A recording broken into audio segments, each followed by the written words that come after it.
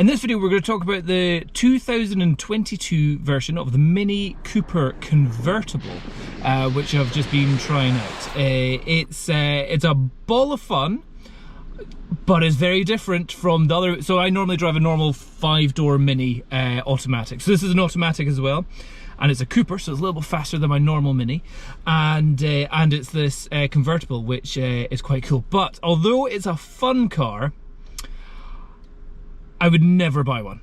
So let me tell you why I think it's cool. One, the speed. So on a Mini Cooper, not the Cooper S, just the Cooper, this is fast enough. You don't need faster than this. This will whiz you around town, absolutely fine, in and out of traffic, no problem whatsoever. The speed of this, spot it, it's around about 8 seconds to 60. And that feels fast. In this car, it feels fast, and it feels extra fast when you've done the roof. The roof goes in two parts. So the first bit is you just pull it back a little bit,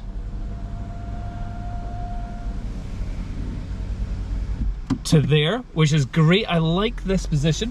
Lots of air, lots of sunlight, brightens up the whole place. And then if you press and hold again, it splits up, windows automatically go down, and it starts rotating around to the back to tuck itself. It doesn't tuck itself very well in the back. You've got to keep holding that until that beeps as well. So let's have a look at what it looks like with the roof off. So first of all, you'll see there's pretty much no room in the back. Certainly for any little kids in this car. It's pretty much the size for jackets and a bag. That's about it. The roof doesn't properly fold in, so it still hangs out the back here, and you think you can put your hand down there, but it's actually glass. The boot is very, very small. This is one of the reasons why, as a working car, this just wouldn't do. Just having to get, there's my camera bag, there's my gym bag. So yeah, that's not looking so great. And this bit, that's not meant to do that. Okay, so sticking that back in, yeah, you're gonna be careful with what you have in the boot when you're putting the thing up and down. From the side, I think it looks pretty neat. This is obviously with my kids' seats in the front here. But yeah, it really is just a 2-person's car, not a 4-person car. So compared to the 5-door that I have, couldn't live with this car with 2 kids that I have. So things that I've really noticed about the convertible is just how dark it is inside when you have the roof up. So it's a very dark roof, that's all absolutely fine. You've got a big plunky bit there, but this bit here is a huge amount of fabric taking away the rear view visibility. So if you're doing any driving along, checking your blind spot, on this side it's good, but if you just want to have a look around there, check nobody's trying to do a dodgy left turn or right turn, you can't see anything. Like my view from here, I can't see anything. There's a huge section there, and depending on where the kid's seat is, that's just made it worse. So if you've got a kid's seat there, there's just a huge amount of unable to see because of that bit in there. But what it does do is, when the roof is up, it does feel cozy inside. It feels cocooned. However, on the complete opposite side of that, I keep on thinking, have I left a window down? What's going on? I can hear everything a little bit more. It does feel like a window is open, although it feels solidly airtight, definitely. There's no gaps, I'm not hearing any vents. You feel cocooned, but at the same time you hear everything a little bit more, and it does. I constantly keep on looking out the back thinking, have I left these back windows, like this extra little window that goes down here. Additionally, for me, I've got the seat back quite far already, and getting the seat belt is quite a stretch to get that. If I was sitting forward at all, if I was sitting in a nice little racing position, I can't reach the seat belt, and I can't do the seat belt like that either. So it's just too far back and too far back there. So it's always a full body twist. Again, things you would never know or think about or care about unless you are a 17 stone man trying to fit into a mini convertible. The interior I am impressed with. I like their touch screen going on here. It's got Apple CarPlay as well. You've also got the joystick knob up here for changing your things. You've got your different dials and all that kind of stuff. So that's all super duper, and it's touchscreen as well, which is good.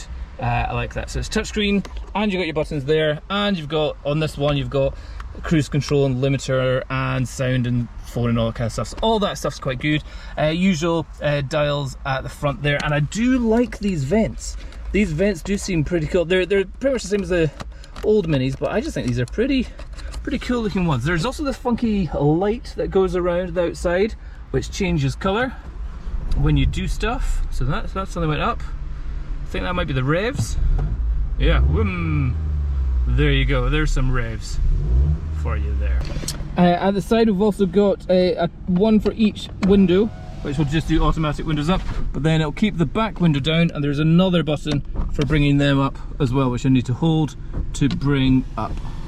And they slide into there. Obviously, with it being convertible, there's no rear windscreen wiper, so driving in the rain, trying to look at the back becomes a little bit of a tricky situation, looking through some bubbles on that. So yeah, in terms of its function, we're getting about 33 miles to the gallon in this, and average speed has been city driving mostly going on, so 18 miles an hour is the average speed.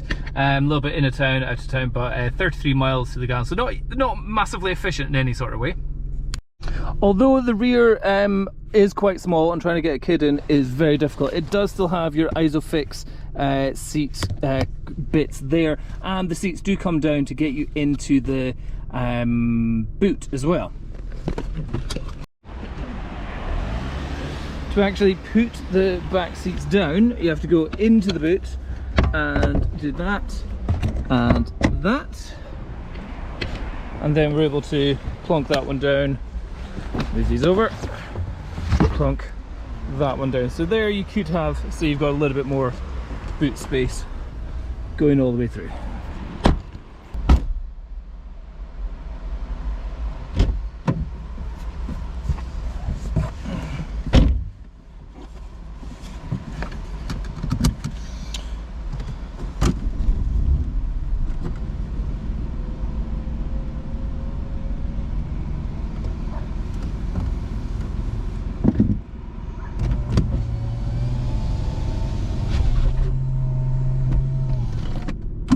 Okay, so there you go. That's what I think of it. Fun, fantastic little car for zipping around town in the summertime as your second car. Yeah, you get enough stuff to put in the back seats for packaging if you're wanting to put your stuff away. But as an actual working, living adult with children, never going to be buying a car like this. As a single person that has an office job that doesn't need to, you know, carry camera equipment or bikes or any stuff like that, then if you don't have to do that, then yeah, fantastic, great zippy Mini Cooper convertible automatic, so much fun.